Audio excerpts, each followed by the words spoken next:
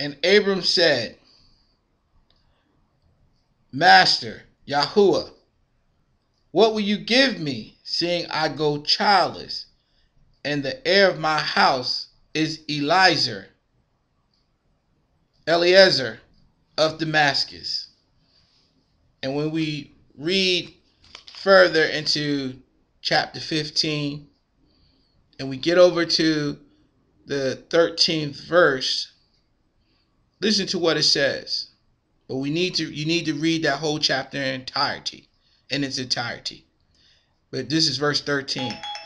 And he said to Abram, know for certain that your seed are to be sojourners in a land that is not theirs, and shall serve them, and they shall afflict them 400 years.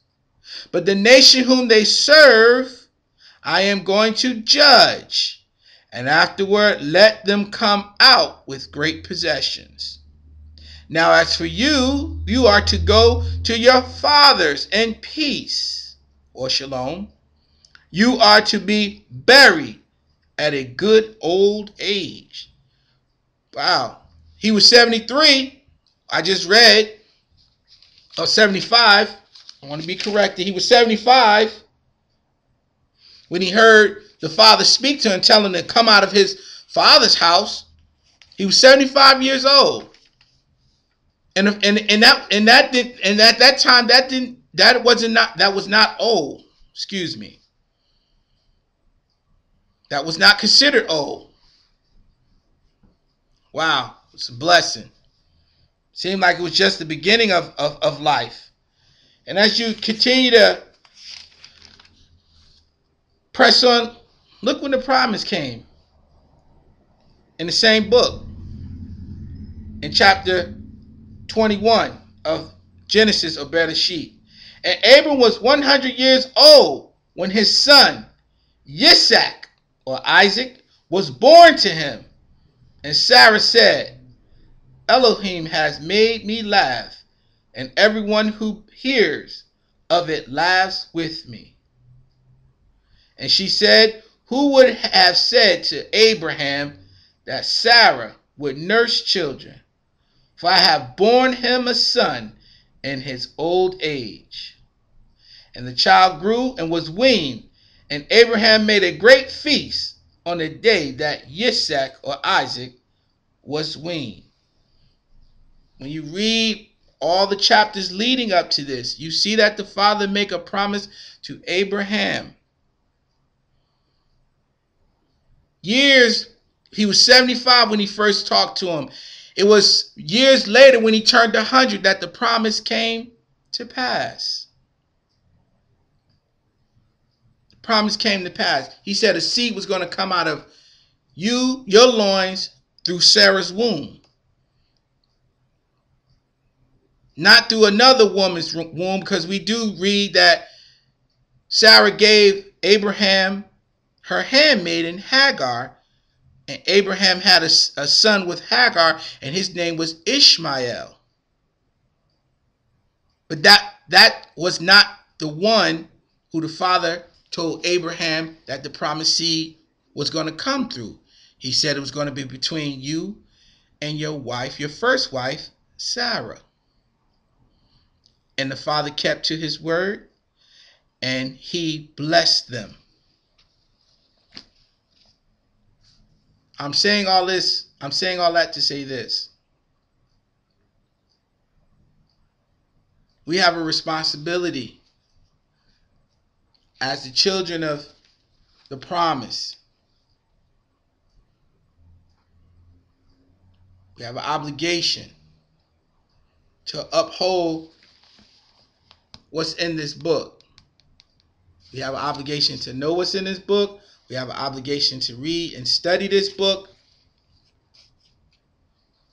and understand what it's saying and understand our position and our role.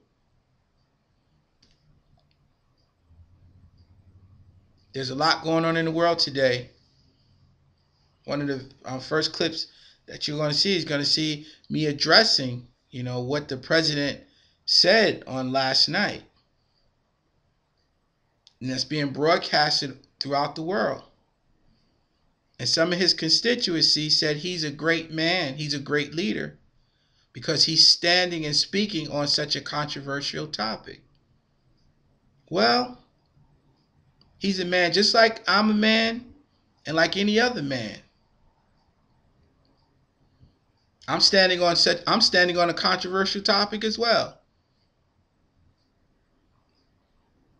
I'm standing on polygamy. And I'm telling you all, it's in the word. Now, times are changing. The world is changing. But when I just read the little bit I just read here, we're supposed to be world changers as believers. That's what the Father told Abraham.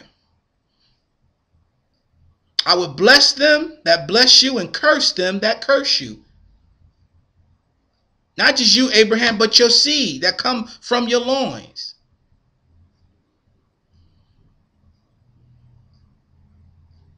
We are the ones that's supposed to show the world. Abraham, Isaac, Jacob. They understood. They knew how marriage was supposed to be carried out. King David, Solomon.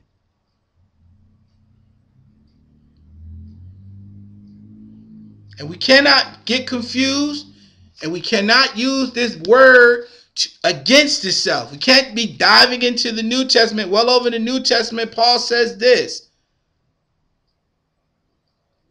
Because I can address that as well. What did the Messiah say? A kingdom that's divided cannot stand. Because the religious leaders of his day was trying to say he was of the devil.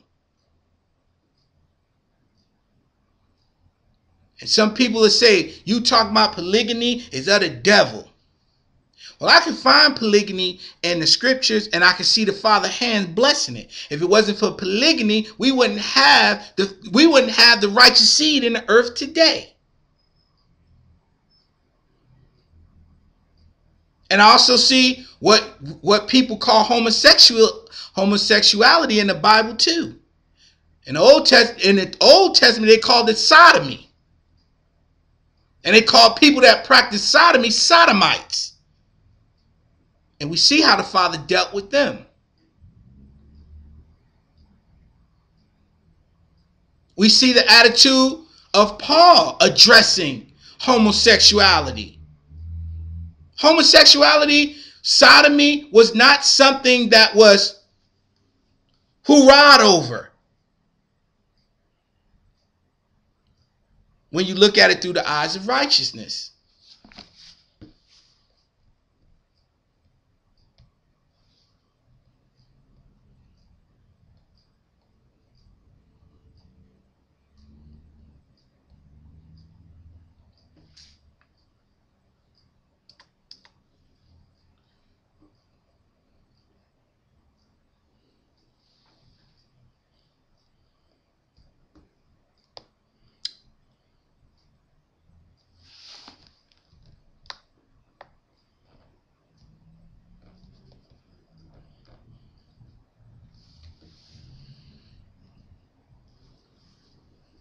Now this is not my opinion. Like I said, I'm not here to beat up on nobody, but I'm here to stand with the word. I'm here to make sense of this book. So if you're gonna get mad, don't get mad at me. Get mad at the one who sent his word. Don't get upset with me. And if you do get upset with me, hey, I can remedy that. Give your life to the Father. Stop doing things your way. Stop being rebellious. Get delivered. Ask the Father to cast that spirit off for you. That's if you want to be delivered. Now, if you're happy and that's what you want to do, hey, enjoy yourself. Do it well. Because I'm going to tell you, this is as good as it's going to get on this side. But you're going to answer for everything. For everything that's done out of righteousness on the other side. Before the Most High. Brothers and sisters, be